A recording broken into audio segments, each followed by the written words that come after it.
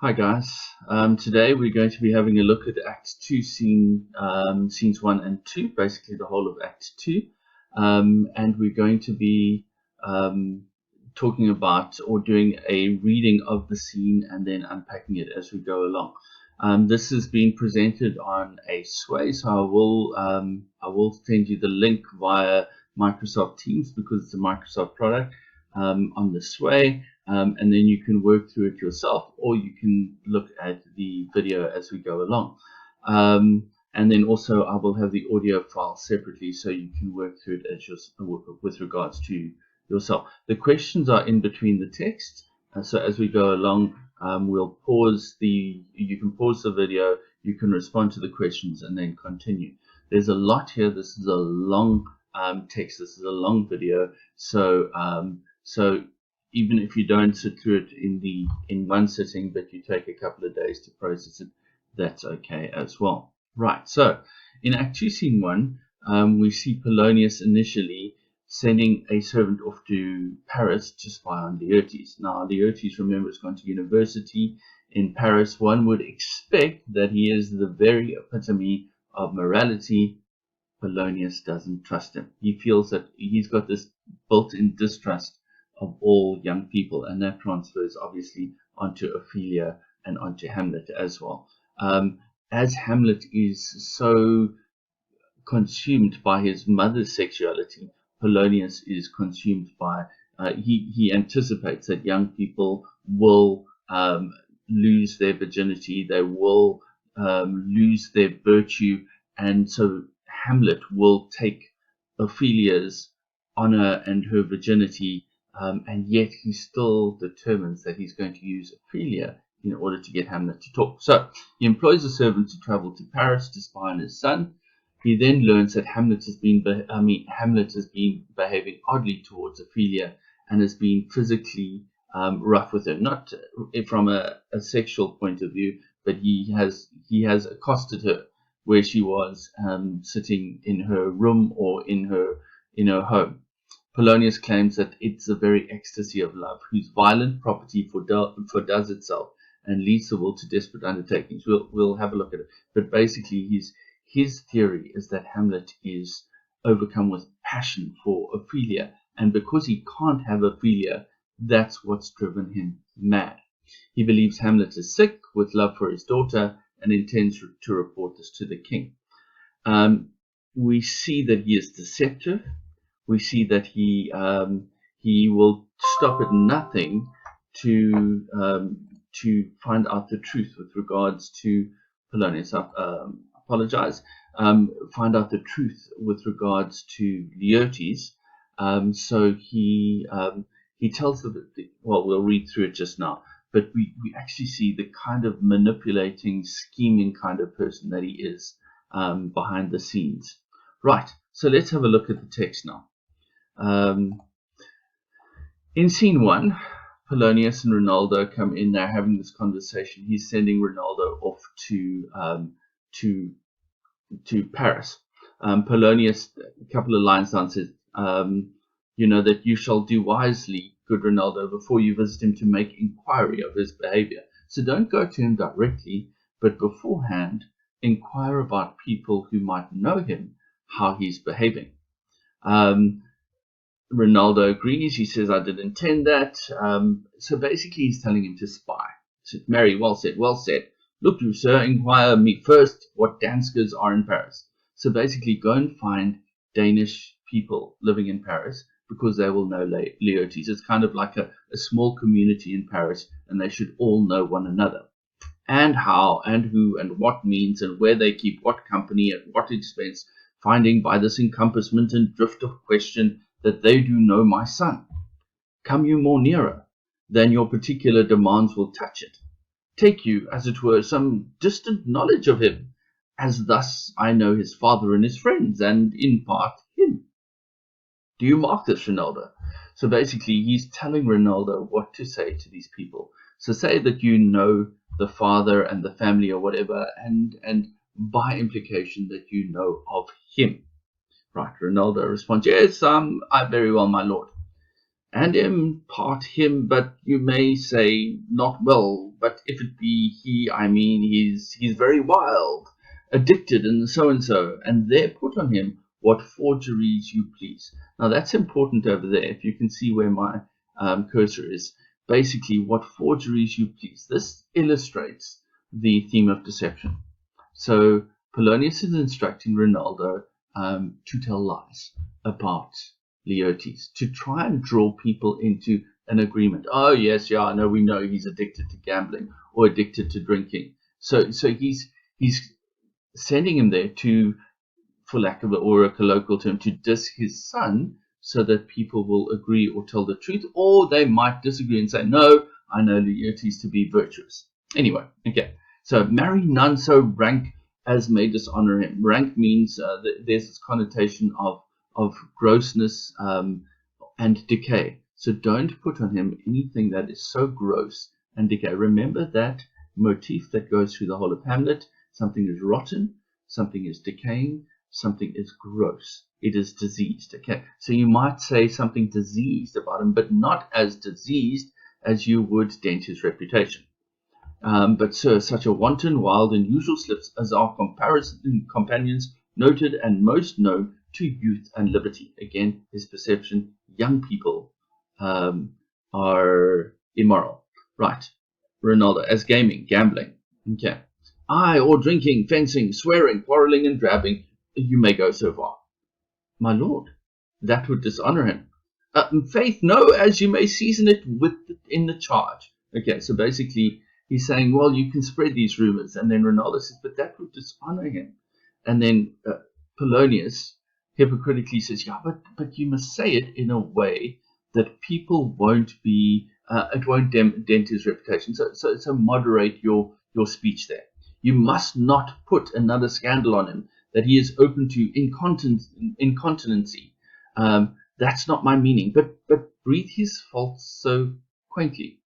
It's almost paradoxical. Diss him, but diss him lightly. Right, that they may seem the taints of liberty, the flash and outbreak of a fiery mind, a savageness in unreclaimed blood of general assault. So basically, that it seems to be a natural vice that he carries. Rinaldo says, but good my lord, wherefore should you do this? Why should you say things like this? Rinaldo says, I, my lord, I would know that. Yes, I'd like to know why you want me to say these things about your son. And Polonius continues, marry, sir, here's my drift, and I believe it is a fetch of warrants. Okay, it is justified. You laying these slight sullies on my son, as 'twere a thing, a little soiled thing in the working. Mark you, your party and converse, him you would sound, having ever seen in the prenominated crimes, the youth you breathe of guilty.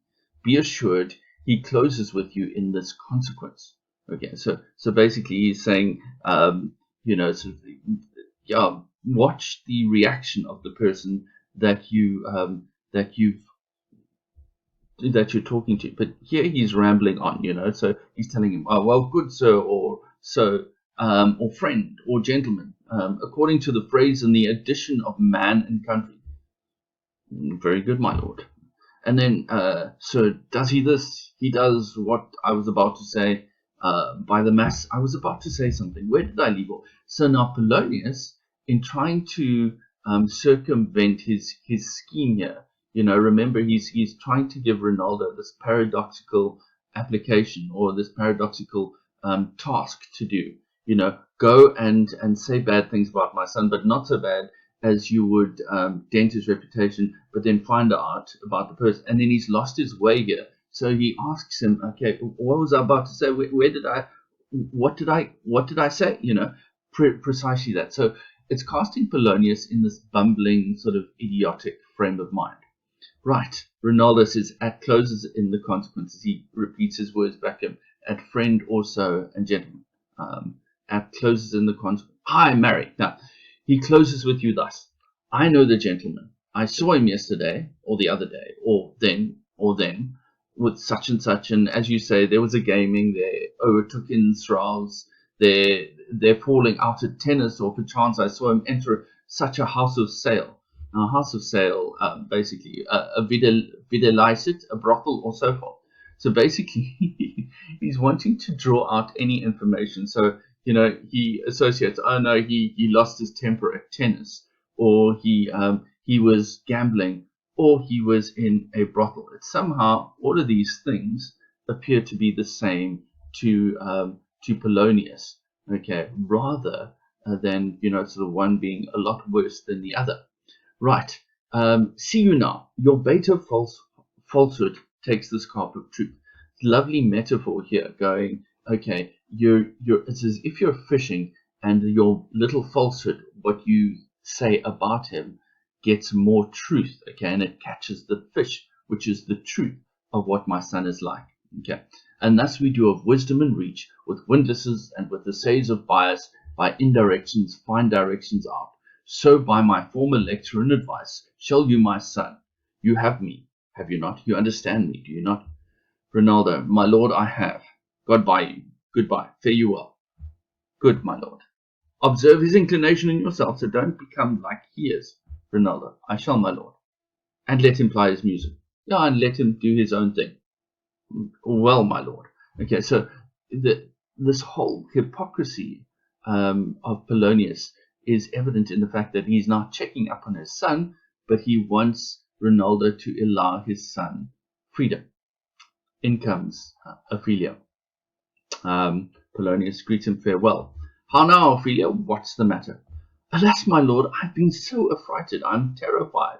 With what in the name of God? My lord, as I was sewing in my chamber, Lord Hamlet, with his doublet all unbraced, no hat upon his head, his stocking fouled, ungartered, and down gyved to his ankle, pale as his shirt, his knees knocking together, and with a look so piteous and perfect that he had been loosed out of hell, to speak of horrors, he comes before me. Hamlet has appeared before her in her chamber, in her room, as she was sewing. His jacket is unbuttoned. He's got no hat on his head. His stockings are dirty, so basically his socks are dirtied, ungartered, so there's nothing holding them up, and they've fallen down to the ankle. So she's seeing his legs, horror, okay, pale as his shirt, his knees knocking each other, with a look so piteous and perfect. He's wearing a pitiful expression, as if he had been loosed out of hell, to speak of horrors. That tells us of another incident that we've seen in the play. Okay, and that was the ghost who maintained that he had been loosed out of hell in order to come and tell him of his murders, so that Hamlet might commit the revenge. Polonius, mad for thy love? My lord, I do not know, but truly I do fear it. So she says, I don't know, but I think you're right. He is mad for my love. Polonius, oh, what said he? Ophelia, he took me by the wrist and held me hard, and then goes he to the length of all his arms, and with his other hand thus o'er his brow, he falls to such a perusal of my face. He stares intently at her, as he would draw it. So he looks at her face. He doesn't say a thing. He stares at her as if he was going to draw it. He's remembering every single detail. Long stayed he so. At last, a little shaking of mine arm, and thrice his head thus waving up and down, he raised a sigh so piteous and profound that it did seem to shatter all his bulk. And basically, what it says about Hamlet there is that he just looks at her. He's clearly perplexed, and then he leaves her. And you'll see as we continue. Just before you pause now, Hamlet appears to be overwhelmed at this point in time, but we've always got to ask the question: is he acting, or is he really overwhelmed? Was this real, or was he really overwhelmed? And so basically, we come to the conclusion of the fact that he's probably put on a little bit of a show in order to put a plan in action, because he knows that she is going to Polonius. Right, guys, I trust that you've had a good pause. What I want you to do now at the end of scene one is to consider the following points, and then take some time to answer these questions. Right. Let's go back. Okay.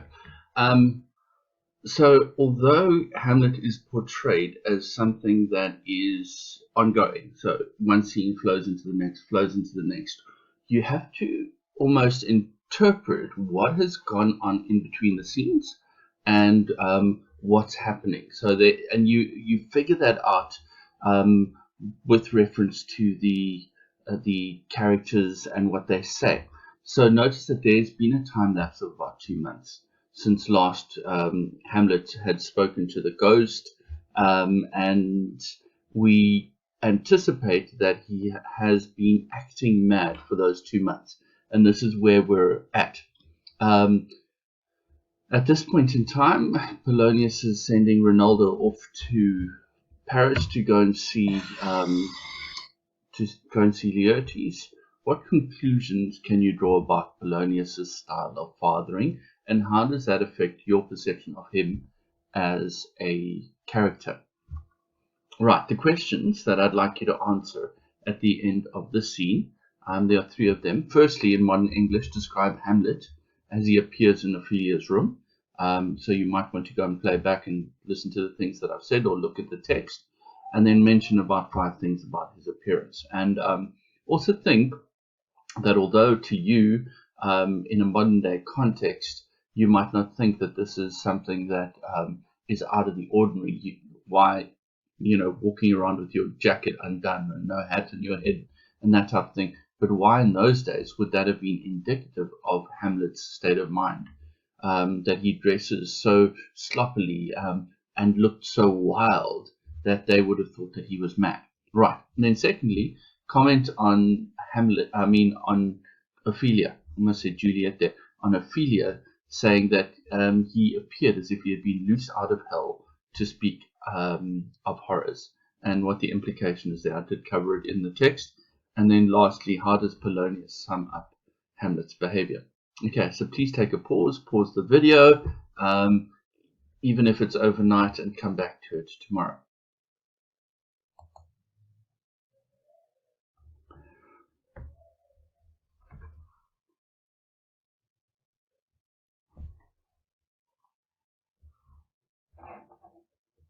Right, welcome back. Now we continue with Act 2, Scene 2.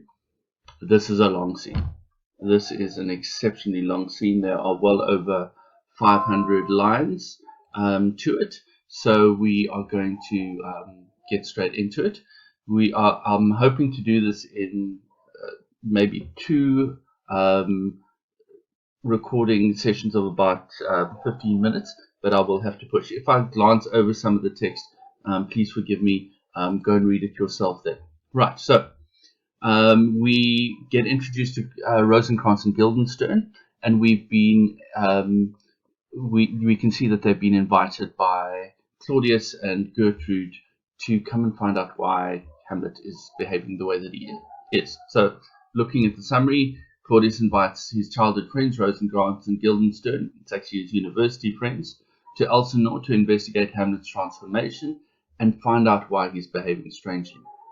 Polonius enters, shares his view with Claudius and Gertrude that Hamlet is mad because of love for Ophelia.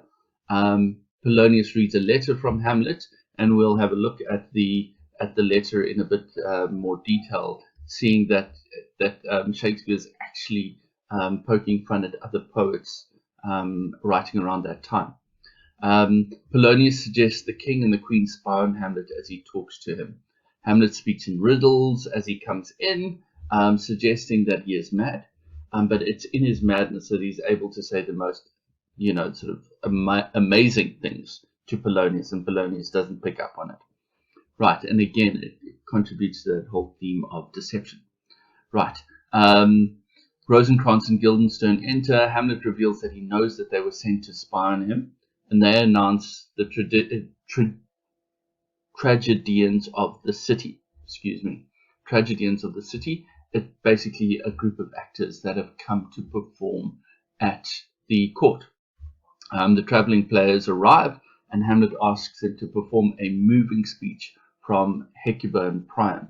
He then asks them to perform the murder of Gonzago for the king and his guests the following evening. Before they leave, he gets their permission for him to write a 12-line speech that he wants to be included in the play.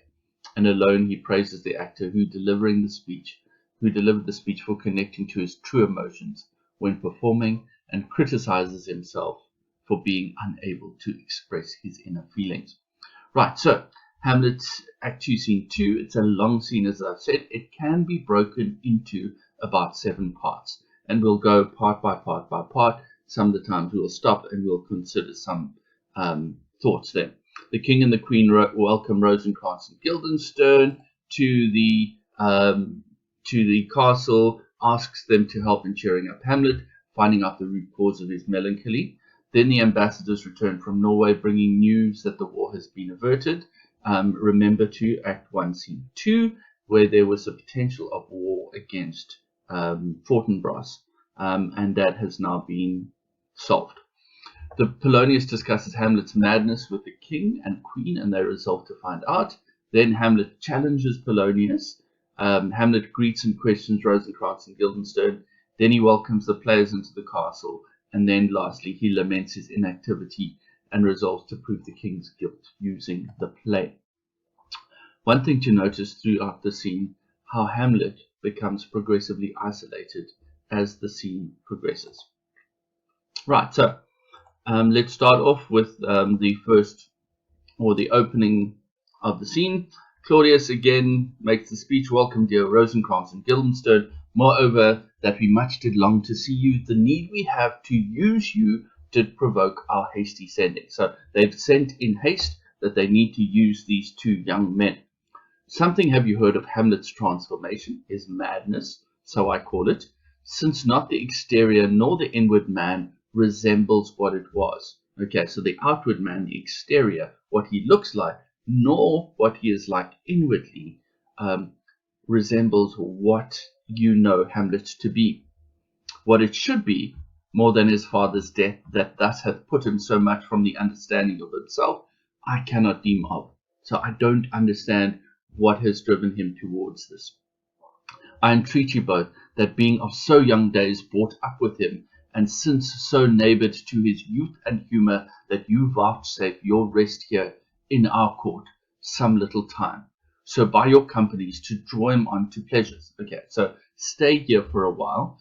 You were friendly with him in his youth. Stay here for a while, and draw him out, draw him on to pleasure, and to gather so much as from occasions you may glean, whether aught to us unknown afflicts him thus, that open lies within our remedy. So try and find out if there's anything that we can do to fix his problem. So amuse him, draw him out, spy on him.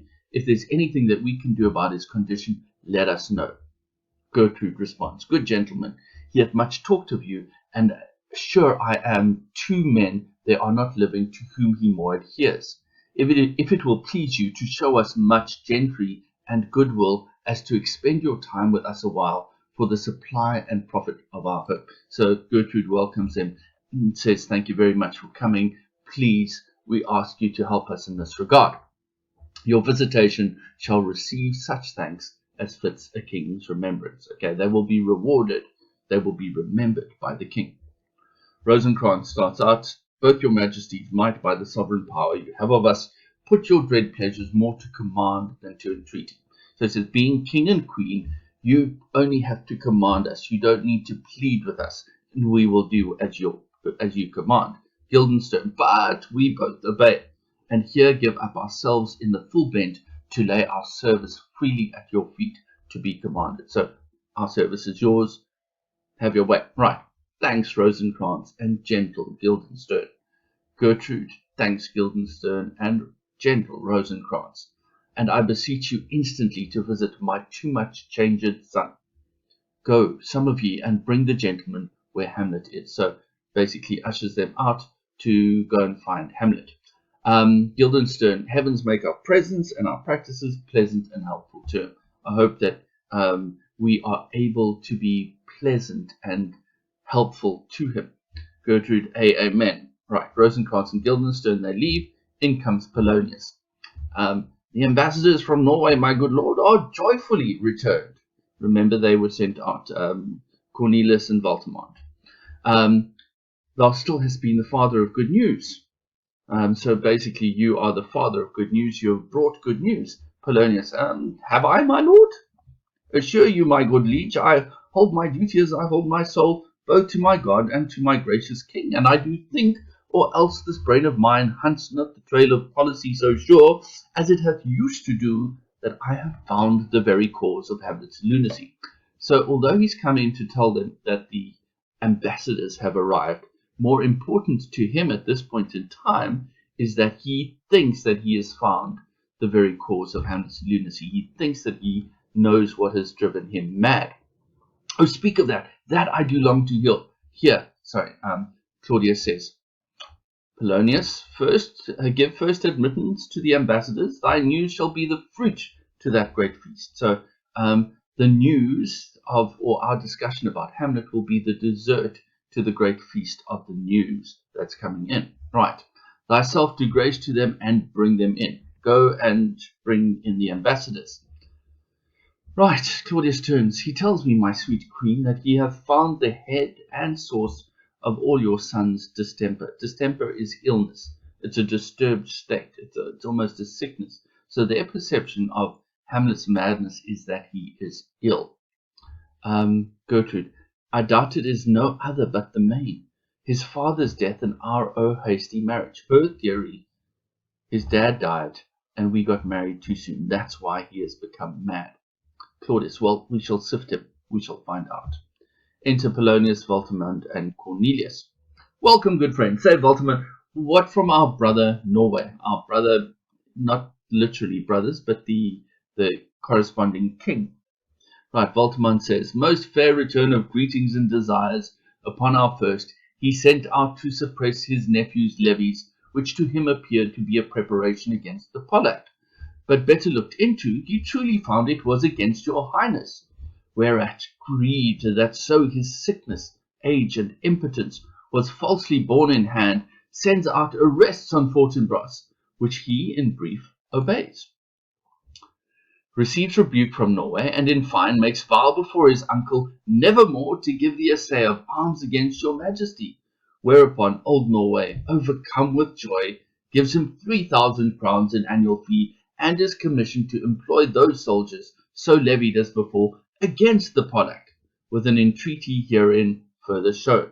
And he gives a letter to Claudius, that it might please you to give quiet pass through your dominions for this enterprise, on such regards of safety and allowance as therein are set down. Godunk. Okay, so what's happened is that Norway claimed to know nothing about Fortinbras and what he was doing.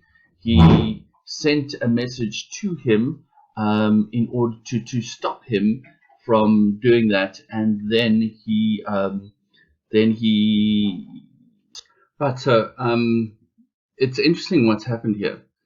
Basically, if you go back to this point over here, so Fortinbras has been reprimanded by his uncle because he thought his uncle's excuse was he thought that he was going to attack Poland, and so he was quite dismayed. He calls him in, says to him, stop what you're doing. Fortinbras agrees, and what his uncle immediately does, he gives him 3,000 crowns to pay the army, okay, which apparently is quite a bit, 3 crowns in an annual fee to pay the army, and therefore they can go and attack the Polish as they originally did, or as they originally thought. But, okay, at the same time, he's asking Claudius if Fortinbras can take his army across Danish soil, and that will play out at the end of the play.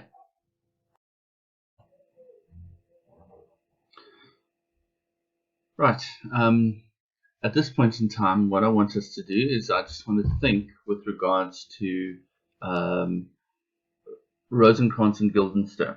Okay, and over here on the left, do you think that they are insincere in their concern for Hamlet? They've been called from wherever they are in order to come to the court of the king, and he's got a job for you. You're going to help him out, and it deals with your good friend Hamlet, because something's wrong with Hamlet, and now we need to try and get to the bottom of it.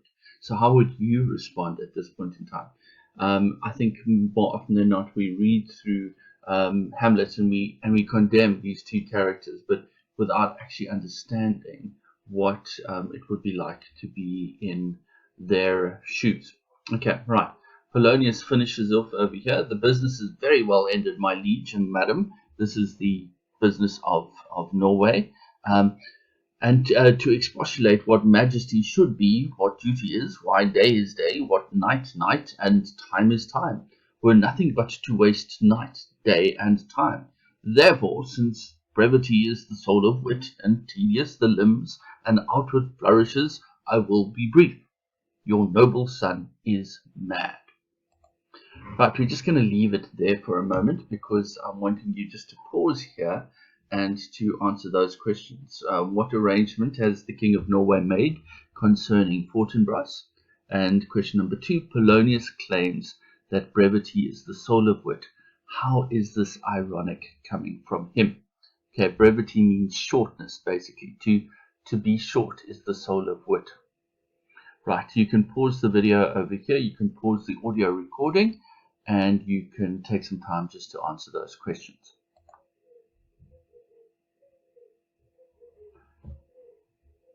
Right, having paused, welcome back. Okay, and just before this, Polonius has launched into his big reveal, as it were. He's going to say it like it is: brevity is the soul of wit. Hamlet is mad. Right, and he continues: mad, call I it, for to define true madness, but what is but to be nothing else but mad. But let that go. So basically saying mad, mad, mad.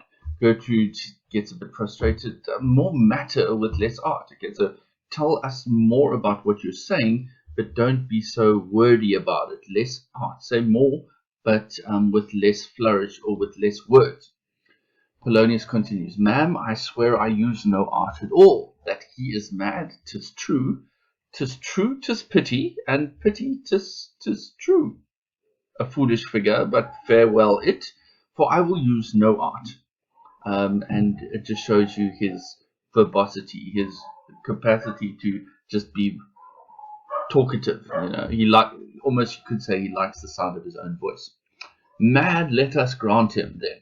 And now remains that we find out the cause of this effect, or rather say the cause of this defect. So what has made him mad?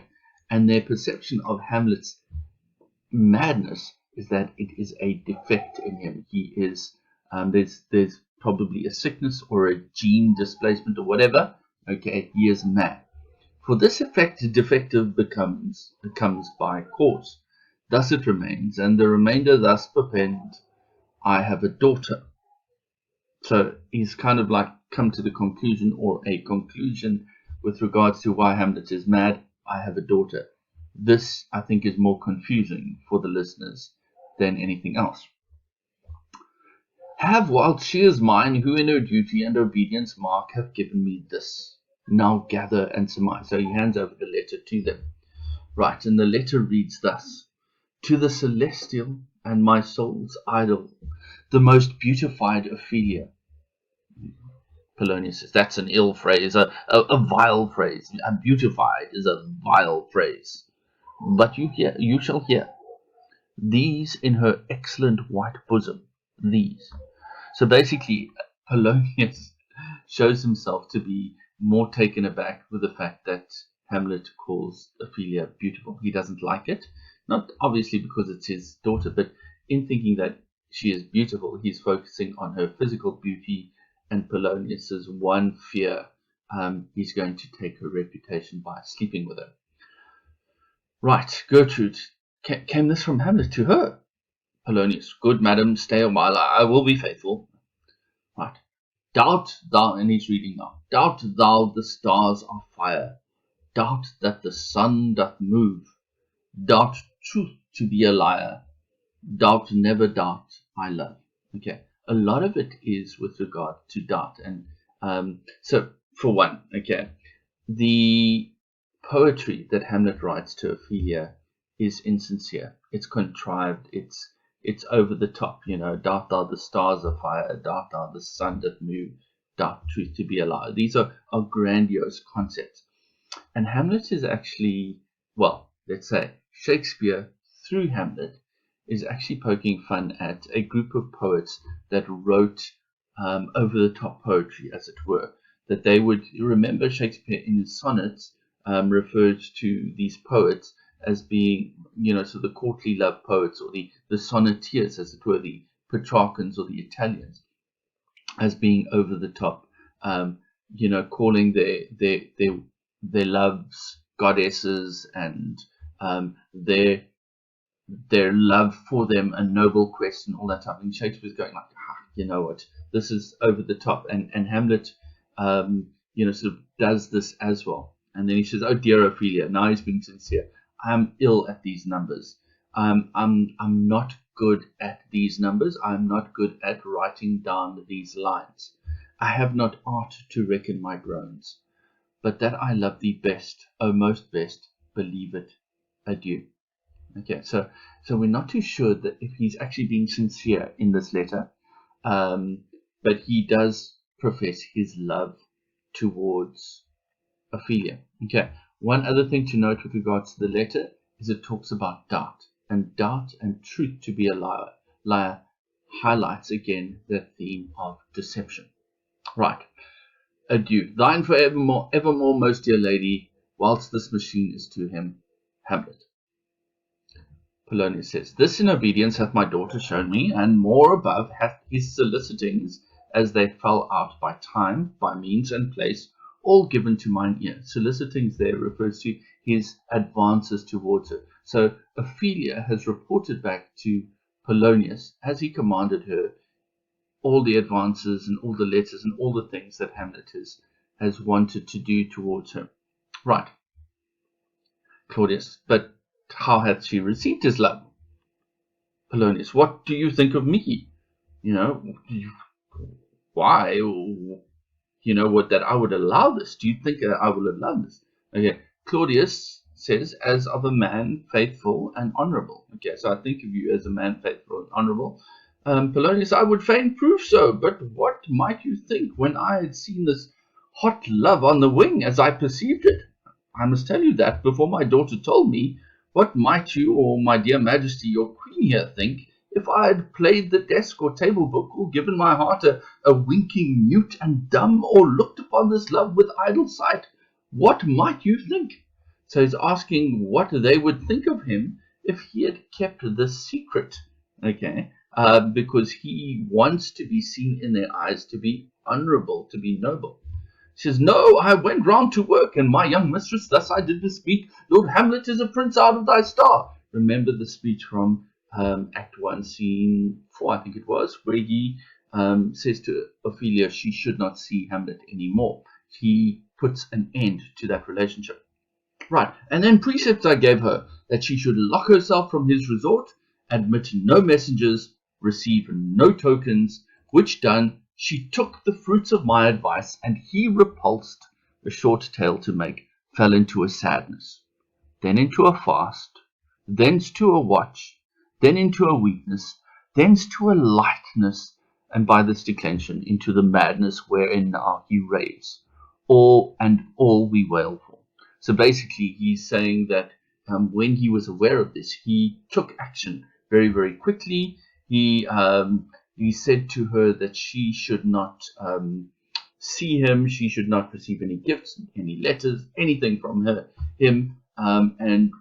And basically, when he was rejected in this way, Hamlet became sad.